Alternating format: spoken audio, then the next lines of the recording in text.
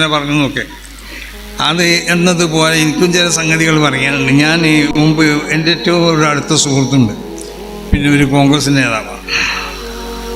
അപ്പം മൂപ്പരെന്നോട് പറഞ്ഞു, നിങ്ങളുടെ സമ്മേളനം കഴിഞ്ഞതിന് ശേഷം ഞാൻ ഇവിടെ ബാംഗ്ലൂരിൽ പോയി. ബാംഗ്ലൂർ പോയപ്പോൾ നമ്മുടെ സമ്മേളനത്തിൻ്റെ ചുറ്റും താമസിക്കുന്നത് വലിയ ഉദ്യോഗസ്ഥന്മാരാണ്, ജഡ്ജികൾ, അതുപോലുള്ള വലിയ വലിയ പ്രൊഫസർമാരൊക്കെയാണ് അതിന് ചുറ്റും താമസിക്കുന്നത്. അപ്പം ഇയാളോട് ചോദിച്ചല്ലോ, എന്തൊക്കെ അവിടെ സംസ്ഥാനം സംഗതി ഉണ്ടല്ലോ, എന്താ അത്?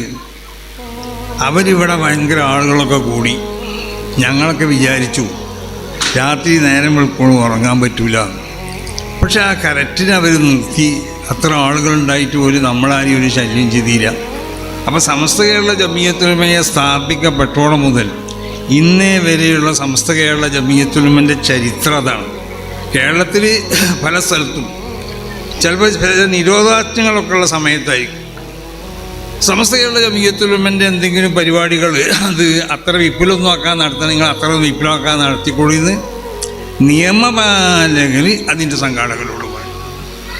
അപ്പോൾ ഇവിടുത്തെ നിയമപാലകരുടെ മുന്നിൽ, ഇവിടുത്തെ ഗവൺമെൻറ്റിൻ്റെ മുന്നിൽ, ഇവിടുത്തെ കോടതിയുടെ മുന്നിലൊക്കെ ഒരു വളരെ വിശുദ്ധമായ സംഘടനയാണ് ഈ സംഘടന എന്ന് അവർ മനസ്സിലാക്കിയിട്ടുണ്ട്, അവർ വിലയിരുത്തിയിട്ടുണ്ട്.